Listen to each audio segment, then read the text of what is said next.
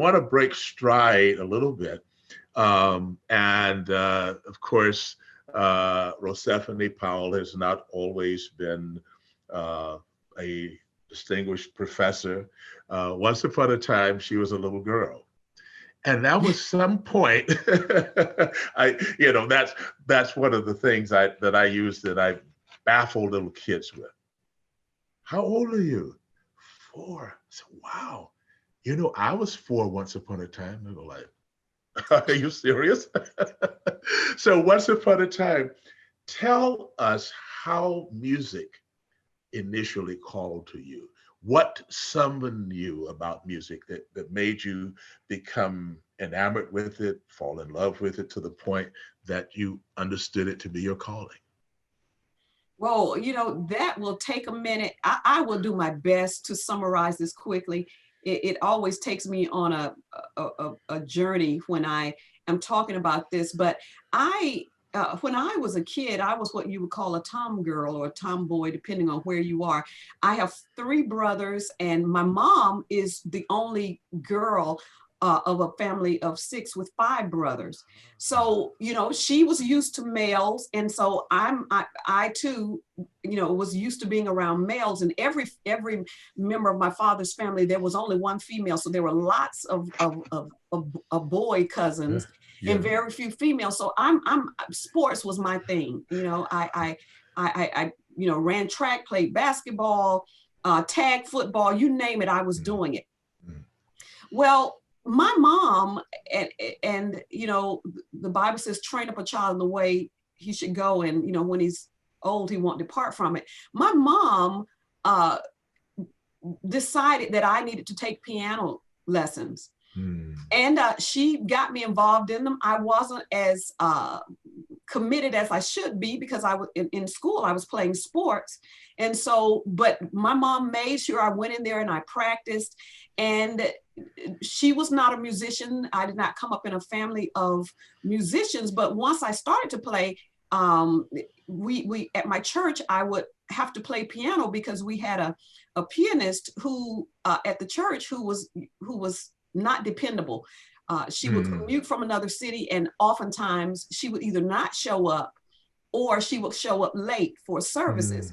So here I was, a kid trying to sight read these songs and not having technique, because I didn't practice like I should have, didn't use the fingerings I should have, but that got me started. And then when I was in high school, I was in a girls quartet that would do solo and ensemble, and I was in the choir. I played sax in the band. So I'm doing sports, and it was a small town and a small school. So I was in pretty much everything. So as I got more involved with music, it was alongside with the sports, but I think what really let me say this, and then I was in a female gospel quartet, and started arranging things for our group. And on top of that, a friend of mine, a young lady from the Philippines, wanted this guy who had just moved to our town from Hawaii. And she came up to me one day and asked me, would I write a poem for her to give to him? Now, you have to understand, again, I'm an athlete at this point. I'm thinking, why is this girl asking me to write a poem for her? I wasn't even into poetry at this point, was not a big reader. And so I said, yeah, okay, I'll do it. I went home and I wrote this poem for her. And when I gave her the poem, she teared up. And then when she gave the poem to the guy, he became her boyfriend, and they're still married to this day. They got married out of high school. So, hey, look what I did. You are good. But that is when I saw her reaction to reading my poem. And then he came after she gave him the poem, and he was just emotional, a guy, that's when I actually started arranging songs for this group that I sang in. And after that, my journey that's when I became a music major at Alabama State in HBCU. I wrote some songs I wrote a song for the gospel choir there, and because they were doing a recording, and so it just slowly developed. I think based on needs. My group needed a song. This young lady needed a poem. The gospel choir, needed original works for their for their recording. And then the first song that I composed, "I Want to Be Ready," I composed that for a gospel choir at Florida State. Actually, I did the arrangement before, but I introduced it to the gospel choir at Florida State because Rodney Eichenberger and Andre Thomas, who were the faculty supervisors for that group, wanted them to do more than gospel. But these college students were like, "Hey, we do all this other stuff throughout the week. Gospel choir is going to be gospel music." But they gave my husband, who was the GTA for that group, the mandate. We want them to do more of the diaspora of music by, religious music by Blacks. And so I arranged this spiritual, "I Want to Be Ready," which was a favorite spiritual of my grandmother, who would lead the devotionals at our little small church with this wooden floor that we would pack and sing this spiritual to. So I had a connection to that spiritual, and I put a gospel piano up under it. We taught it to them. They had no idea that they were singing a spiritual, and that really opened the door to where they started to singing spirituals. We basically tricked them, but and my composition actually got started with Rodney coming to me saying, "Hey, have you put this on paper? If so, I will submit it to Henshaw Publishing." So that, in a nutshell, I think that's the quickest I've told that story. But it's so fascinating. It's so fascinating. And of course, my follow-up question would probably have been, okay, so this is how you entered the music door, and specifically, how did you get into that room called composition? And you covered all of that. That's really, really, really amazing. Now, and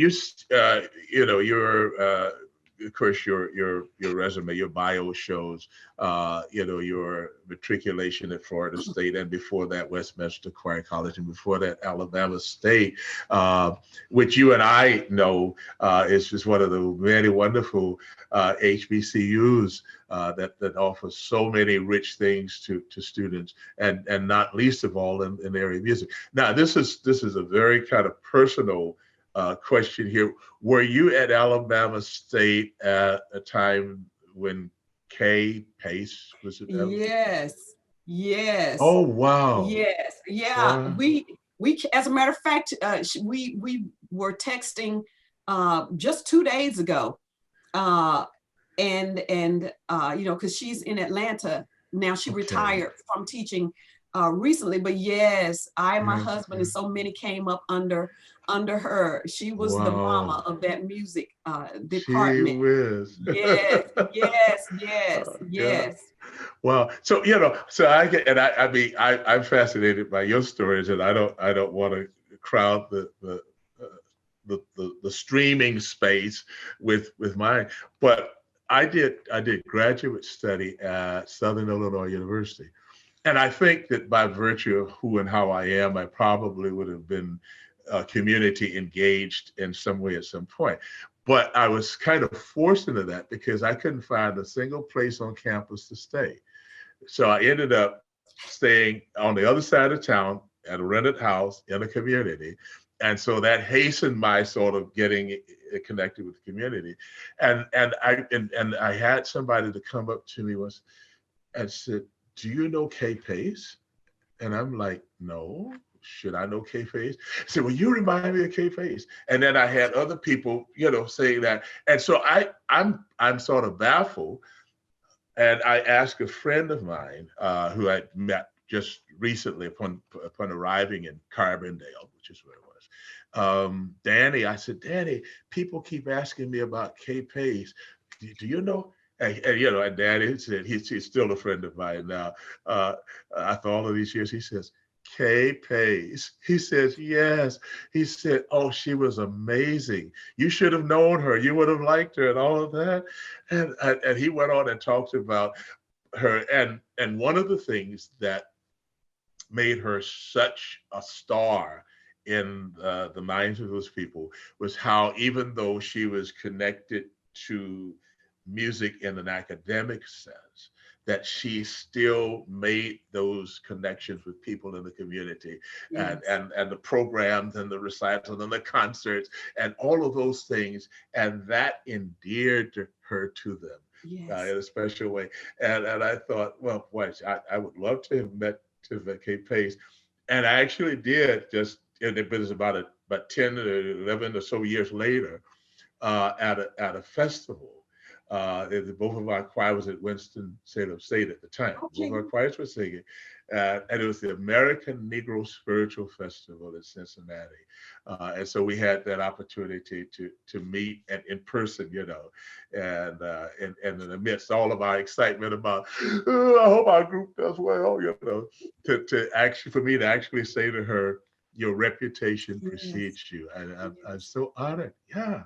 Yeah. Yes, she's touched the lives of so many, and she's a fun, encouraging, supportive person, but she was also no nonsense. She was about excellence, and I tell you, she would call you out if you were not of excellence, and I think, especially for so many in the African American communities, depending on where we come from, that's that motherly nature that we know historically.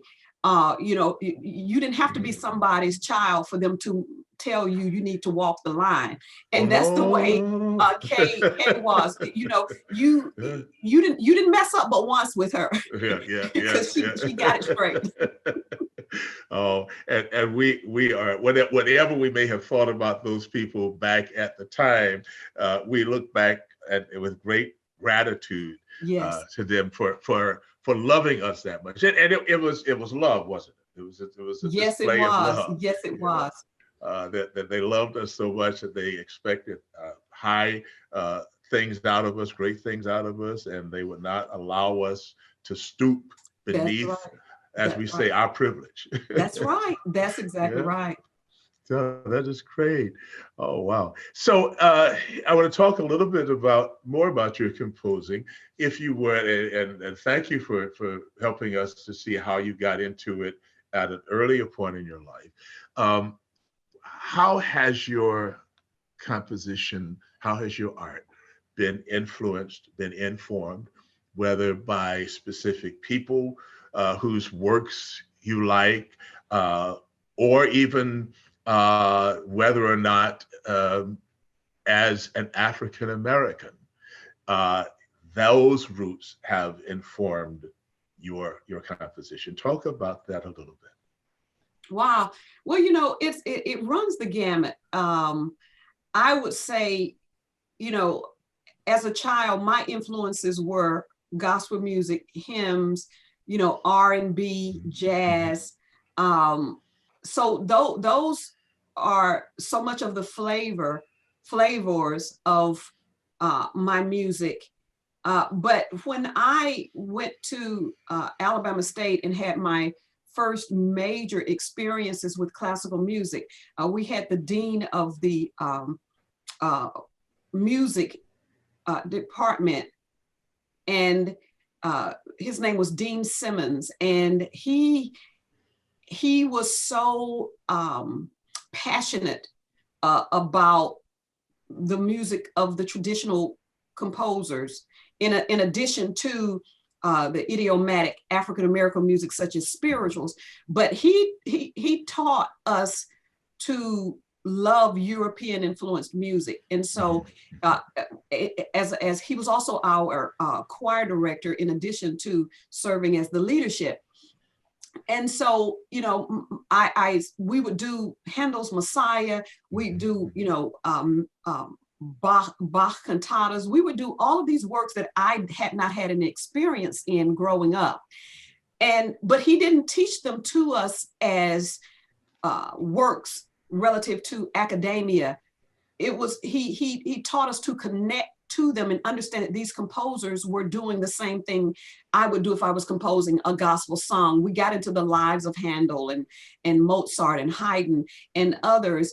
And so I, especially the counterpoint, I was so drawn to how these different lines and even the same lines at a given time could be overlapping and entering and each one having their own prominence. And yet the ear could observe all of that as being a one unit of sound, you know. And when we first started, I would think, well, how is the audience going to hear this line and another line is entered?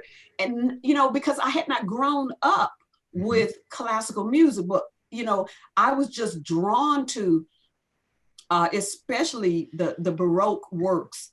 And then I was drawn to the lyricism and the agility and the lightness of works by Mozart, you know, and the other classical composers, and then moving into works by Verdi and those romantic composers, just the depth and the weight and the rich harmonic colors. That so with every period, I found myself being drawn to what was stylistically you know, the form of Mozart and the classical composers. I love form, and generally I like to use ABA form for my my choral works, and especially because, you know, when you're first introducing ideas to choirs, you know, we've got to plug through and sight read and try to get through the different sections. Well, you know, you got to press through the A section and the B. Well, oh, what joy it is to know that you're returning now to the A. It's not really new stuff. Yes. You know, my students will be that way. They get so excited when we're moving to that, you know, we're moving through a song and they find, oh, the next 3 pages are the same as the first. Whereas if otherwise, if it's through composed, or, you know, they're like, oh gosh, we got to tread through more. So I love the power of ABA to reinforce what you've heard before. You know, with through composed, you just moving through, and so you don't get to go back and even if it was a beautiful section, you don't get to express that again, but it's just something neat about leaving the audience with the first idea that they heard as the ending idea. But, you know, that's how I got into form, and the lyricism of both the classical and romantic periods as a singer really shape how I want my vocal lines to be singable lines. I don't like, we have a lot of beautiful music that to me is more static, and what happens in the harmonies, but the vocal lines don't necessarily do a lot of letting the voice sing. And though I enjoy hearing those pieces, I'm more because I am a singer. Yes. I want the voice to be able to shine and show what it does. Well, it even impacts what I do with my ranges. I try not to have voices just sit up in the higher extremities, or, you know, tessitura of the voice. I like to use the different parts of the range to express the text. So if I've got something that's climactic, I'm going to take the voices up. But if I'm talking about something that's deep and dark, I'm going to drop the voices down. But, you know, and it's harder to do when you're doing SATB with the tenors because of where the baritones are. But I try not to keep the tenors, you know, up on those, you know, G's, F sharps, F's, E's. I try to give them a chance to come down based on where we are in the text. And many of them appreciate you for that. Well, you know, thank you. And I do feel sorry for the tenors regardless, you know, especially the church tenors, because a lot of times they're actually baritones because you have a limited number of tenors. So it's just hard to keep them down and get your four parts. But, you know, all of that study and then being at a historically Black college, the rich heritage of the African-American spiritual is so much a part of my vocabulary because, you know, we would go to competitions for those, just like the one you're talking about in Cincinnati. So that was a part of our diet daily. And so that definitely influences how I compose, and I'm so grateful for that experience. In addition to that, we would sing works by the African American composers, from, you know, Undine Smith Moore to William Grant Steele to, you know, Florence Price. You could just go down the line. They impacted, because before, you know, learning about Florence Price, Undine Smith Moore, her name, she's the cousin of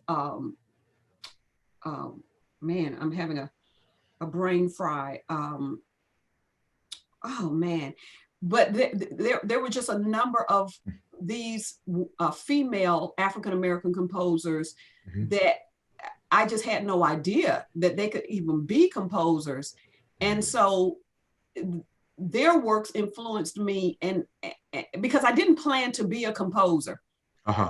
You know, it really probably wouldn't have even happened had not, you know, oh wow, Andre Thomas and Rodney Eichenberger, had he not come and said, hey, do you mind if I submit this to, you know, Henshaw, with whom I have a series?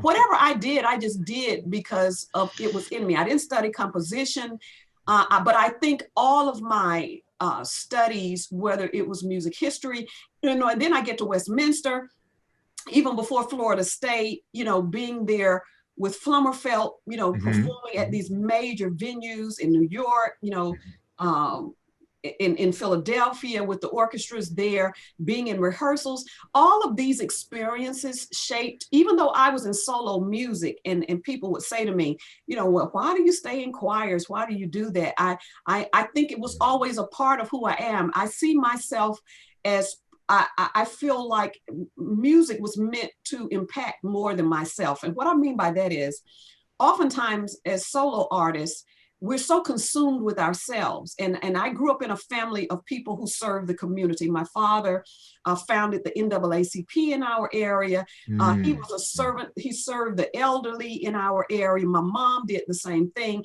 So we grew up with servants. And I find the choral community to be one of just that community, where music is not about me, it's about all of us, and then all of us giving something to an audience and being there for one another. I even though, you know, I enjoy singing as an artist, I never felt like opera, the world where, you know, you've got your, you know, you're a diva or you're a divo.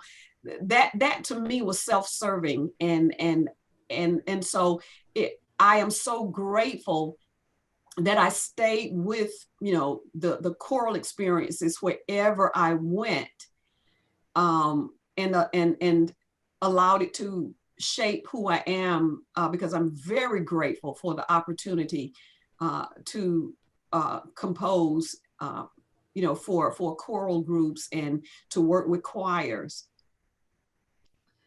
We are grateful because aside from that, you might be, you know, writing wind band overtures and symphonies and that sort of thing. Not that that would be a bad thing, right. but we're so happy that you are enriching our repertoire Thank with you. your contributions.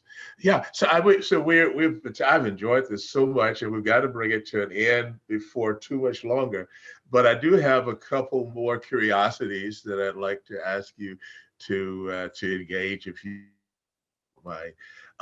So one of them is, are there pieces out of your vast oeuvre that, knowing our choir at all, choristers, that you would like to hear us sing? Is that a fair question to ask? Any of your pieces, any pieces by the distinguished and esteemed Rosephanye Dunn Powell that you'd like to hear Milwaukee choristers sing? Ask the director. Well, you know what? I would love to hear you all sing my "To Sit and Dream" on a text. "To Sit and Dream" on a text by Langston Hughes. Wow. Okay. Or I have another one, "I Dream a World," which is so I have one that's slower, which is To Sit and Dream, and then there's I Dream a World, which is more up tempo. But while I bet your choir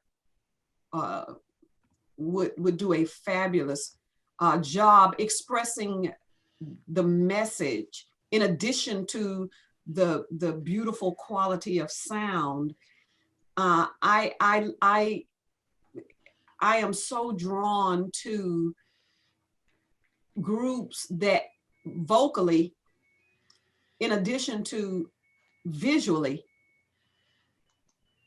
having the giftedness and training to deliver the message. And I always tell choirs with whom I work that you're really a storyteller. You're a messenger. If people only enjoy what you do for music's sake, shall I say, if all I can go hear certain choirs and I can say, oh my goodness, what a pristine sound, what wow, you can tell what the conductor is focusing on, and I can enjoy that. But you put that with a choir, when I look up, I get the message, and I know they get the message. That takes me to a whole nother place.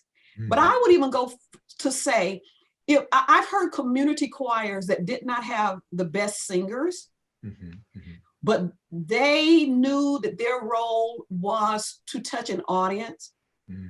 It wasn't perfectly in tune. There wasn't a perfect blend.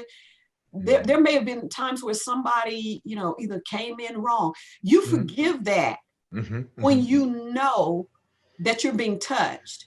And like I said, on the front end, I hear people do things in my music that I have no idea why they chose to do it. It's the total opposite of what's on the page. I've even asked people to say, I've had people to say to me, contact me, Dr. Powell, my choir is working on this song. I saw on YouTube this choir performing it at this tempo. And I see your score has this tempo. Which do you prefer? And I always say to them laughingly, I prefer what I put in the score. Good for that you. is funny to me that you will call me and ask me, or email me and ask me which do I prefer. But if someone does something that's not on the score, but it was meaningful, I will tell people that's not what I put, but that's okay with me, because that comes from someone interpreting. Sometimes people would take a tempo slower than I would like, but it worked because they were so busy doing, whether it's enunciating or making more of the shaping of the lines. I'll go there with them because it has meaning. It's what I don't like is when people just say, oh, this will sound good if we do this, or wow, oh yeah, that will be fun.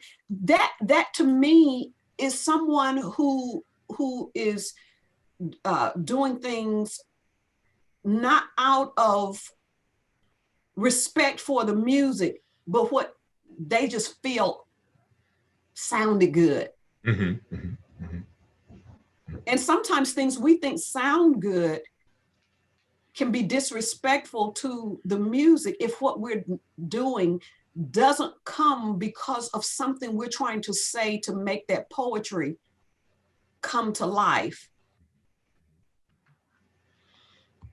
And so, yeah, those two would be, I'm sure if I thought, I tell you another one that I think you all would wear out is. My pen's in my hand. Okay. It's the one I composed for Anton Armstrong, With What Shall I Come? With What Shall I Come? And it has a violin obbligato.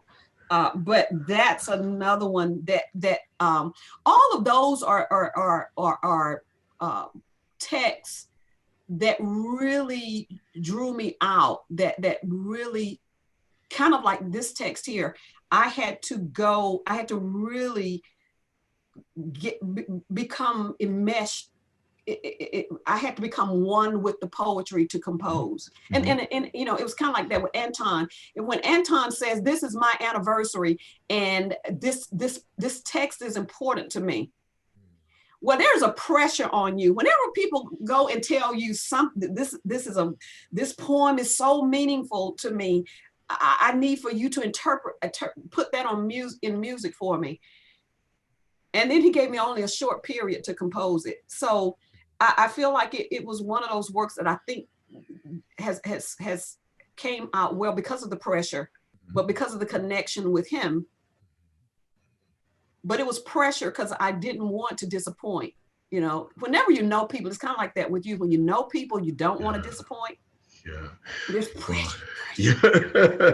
Well, you know, you did not disappoint this guy or his choir at all, and I appreciate those leads.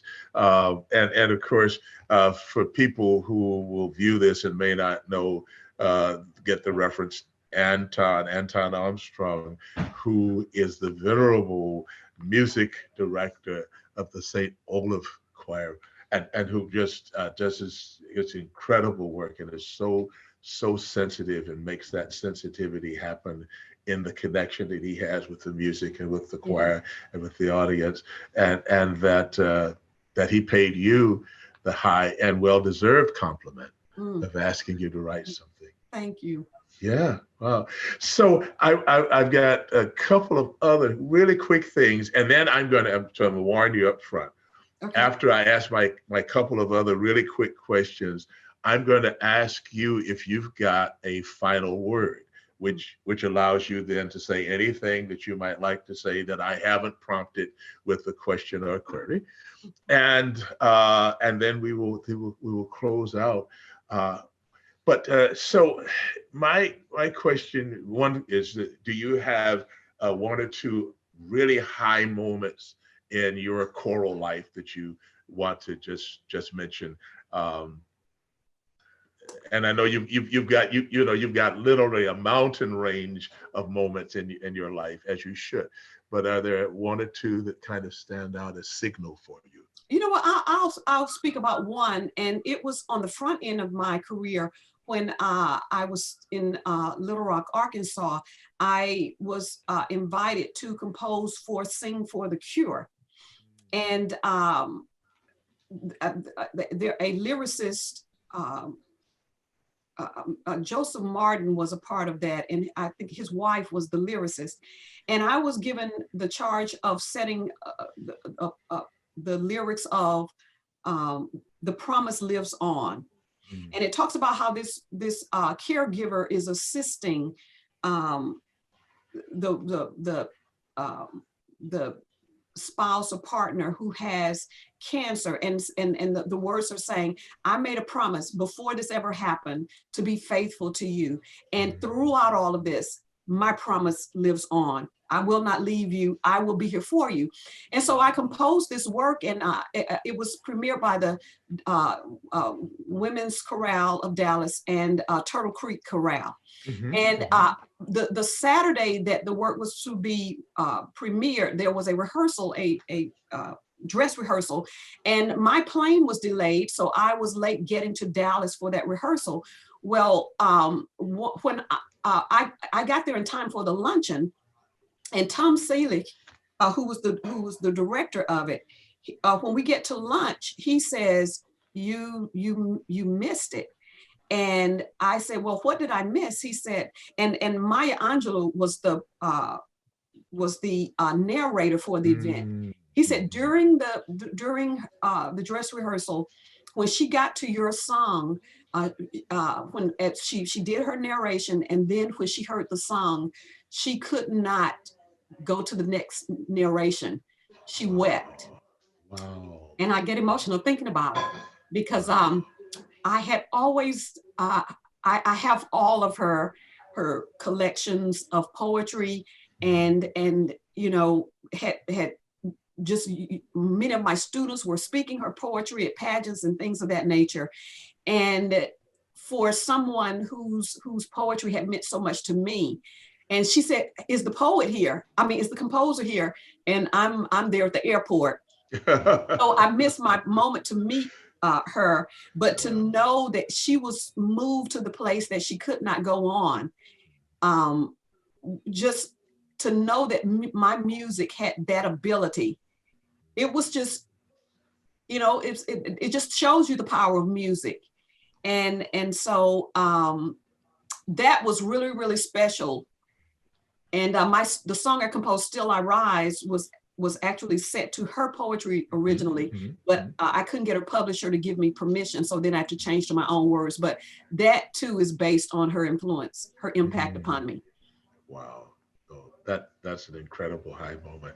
Now, you are a Charles W. Barkley Endowed Professor. And most people know Charles W. Barkley as a great NBA star, and before that, one of the most distinguished alumni of Auburn. Okay, so have you had the chance to meet Sir Charles? You know what? I have not.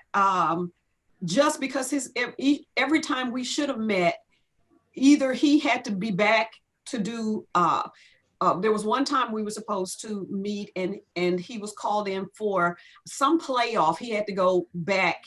They called him back in early to do some interview for, I can't remember if it was the football playoffs or something, but every time we just were not supposed to meet, or at least thus far, we're not supposed to meet. But he is such a wonderful alumnus and really supports the school and you know, and they say he thinks he can sing, so we really want to meet just so that we could kind of go at it, you know. So that he said, because he had said, hey, well, he had told one of the people over the alumni, that hey, he's got to hear me sing, and that we're going to go at each other with it. So we haven't had that opportunity yet.